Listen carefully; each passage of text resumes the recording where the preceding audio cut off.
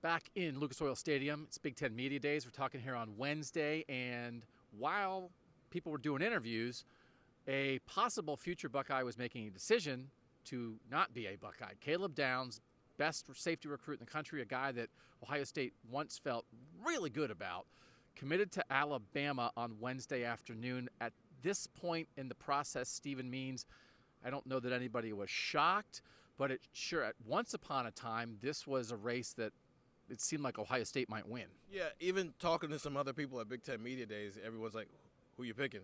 And you'd pick Ohio State or you'd pick Alabama. It's like, yeah, I'm picking this school, but I'm not completely comfortable with this prediction right now. And so it still wasn't much of a toss-up, even if Alabama had kind of taken the lead here. But here's what this boils down to.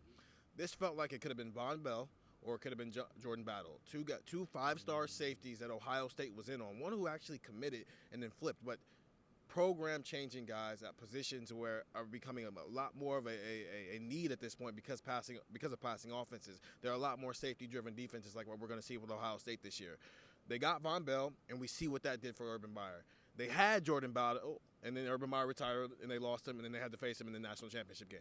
And now, here we are again. They've lost yet another five-star safety to Alabama, which at some point they're probably going to have to face him in a national championship game or a college football playoff. But that's where we're at with this. Ohio State, they got to get some of these big wins, even if it's going up against Alabama, and they haven't been able to do that so far in this cycle. And Caleb Downs is just the latest and probably the poster child for that, for what's been a rough couple of weeks in Ohio State for the recruiting trail.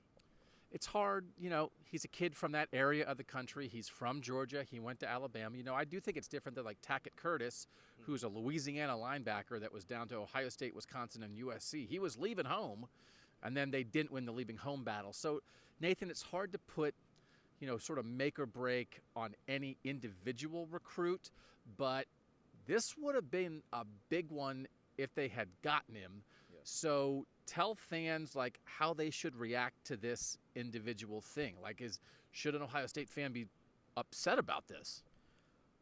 Upset, yeah, I guess maybe that's the right word. I don't think it capsizes a program as it's not that much of a difference maker. But I think Steven's right in that you at some point have to go out and get these guys. And what you're seeing at Ohio State right now, we talk about this a lot on Buckeye Talk when we're talking about recruiting.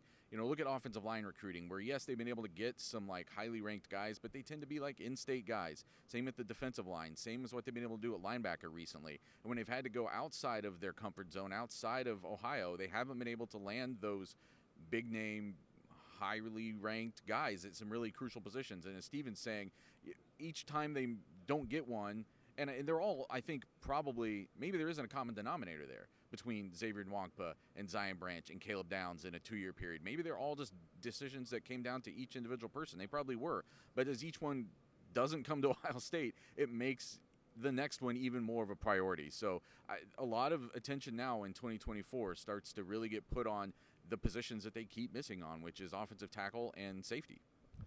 They do well in Ohio. They generally do well in the Midwest, and they do well with national guys who have Ohio ties or who have family in Ohio or in the Midwest or whose grandma liked Ohio State. I think in the NIL world, the five-star guys nationally who have zero connection to Ohio State, the Von Bells of the world, it probably is more difficult. And I don't know if that's going to change going forward. So it doesn't mean that, as you said, doesn't capsize the recruiting, but, and at receiver and quarterback, they'll be fine. They have been fine. And you look at, Travion Henderson is a running back who didn't have a connection to Ohio State and could have gone anywhere, and he came here. So it's not like they never get those guys, but I do think right now it might be harder than it was 5 years ago. And so what does that mean? What does Ohio State do? That's what they have to figure out.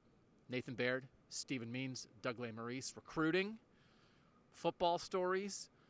We write them at cleveland.com/OSU. We talk about them on the Buckeye Talk podcast, and we text about them. It's a great time to be a tech subscriber. 614-350-3315. Try it free for 2 weeks, and then hopefully you'll stick around for the season. Thanks for watching on Buckeye Talk.